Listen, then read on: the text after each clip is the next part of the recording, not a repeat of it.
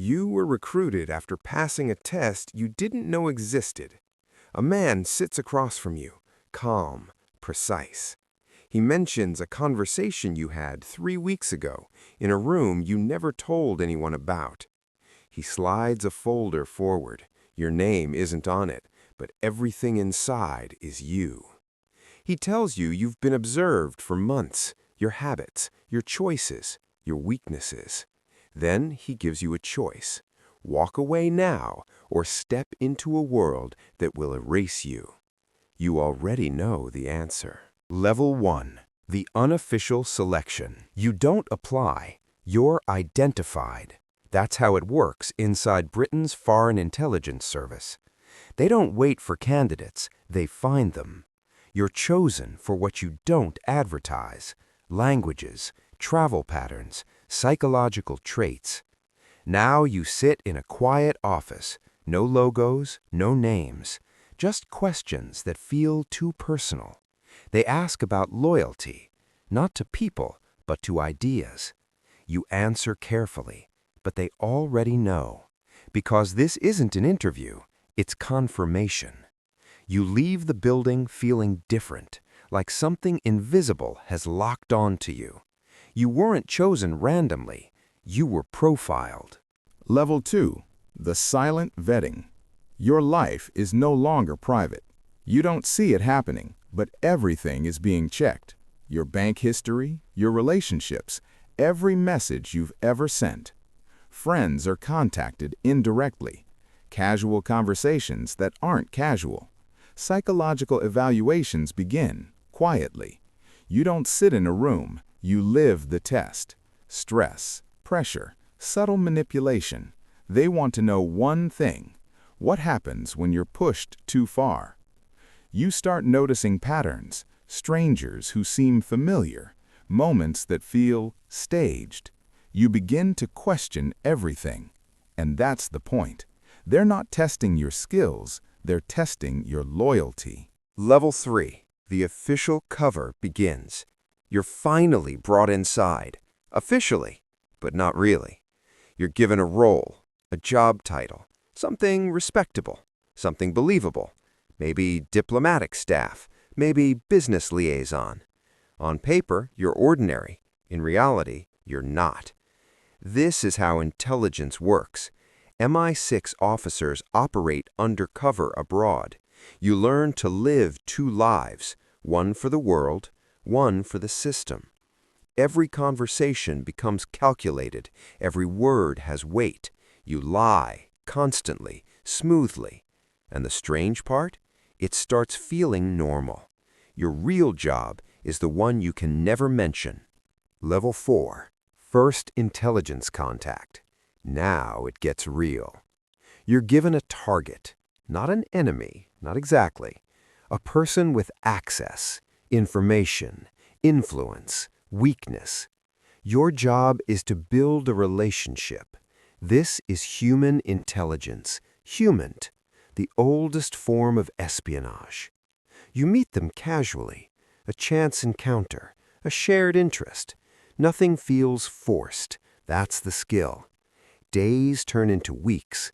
Trust begins to form. Then you push, slightly.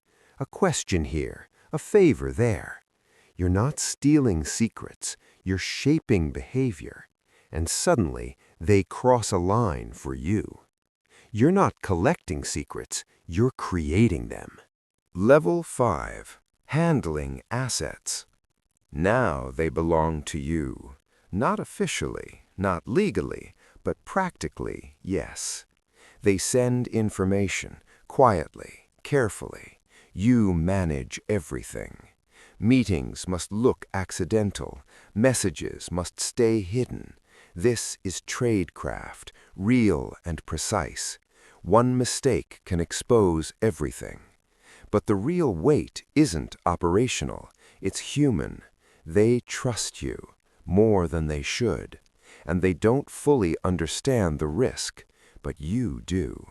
You decide what they know, what they don't know, and sometimes what they sacrifice.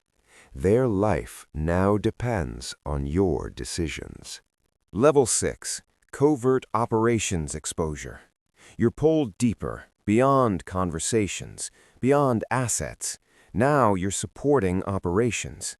Not everything is explained. Actually, most things aren't. That's how it works. Compartmentalization. You only know your part, never the whole picture. MI6 operates under legal authority, but the reality is more complex. Foreign policy, national interest, lines that blur quickly. You follow instructions, even when they feel incomplete, even when they feel wrong, because questioning isn't part of your role. You follow orders without knowing the outcome. Level 7. Moral compromise. This is where it changes. You're given a decision. Your asset is exposed, not fully, but enough to be in danger. You can extract them or continue the operation. Both have consequences. One saves a person, the other serves a mission. You hesitate. For the first time, you hesitate. Then you remember what you were told. The mission comes first, always. So you make the call, and something inside you shifts. You stop asking what's right, only what's necessary. Level 8. Deep cover identity. You're no longer visiting the role. You are the role. Long-term cover begins. No embassy protection, no official link, just a fully constructed life. New history, new contacts, new purpose. You live it every day. Years pass. Your real identity fades. You stop thinking about home, because home isn't real anymore. This is what deep cover does. It isolates you completely. Even your thoughts become guarded, because if you slip, even once, everything collapses. You don't remember who you were before. Level 9. The Ghost Operative. Now you understand the truth. You are deniable.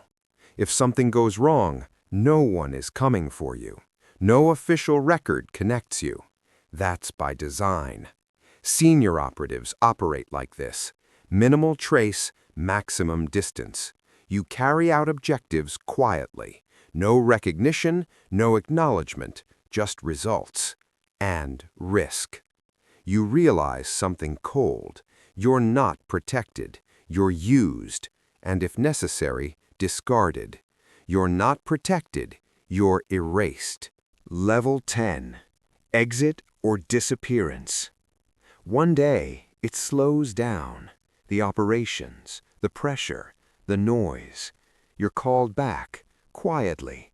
No ceremony, no announcement, just a conversation. You're given options.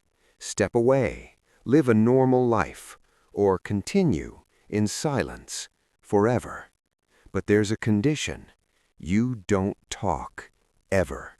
Not to friends, not to family, not even to yourself, because none of it officially happened. You walk away with everything inside you and nowhere to put it. The hardest part isn't leaving, it's pretending you were never there. You walk down a crowded street. Just another face, just another life. Invisible again. Then you feel it. A glance. Brief. Calculated. Someone watching you. Not randomly, not casually. Precisely. You recognize it instantly, because you've seen that look before. You once wore it. And now, someone else just passed a test they didn't know existed.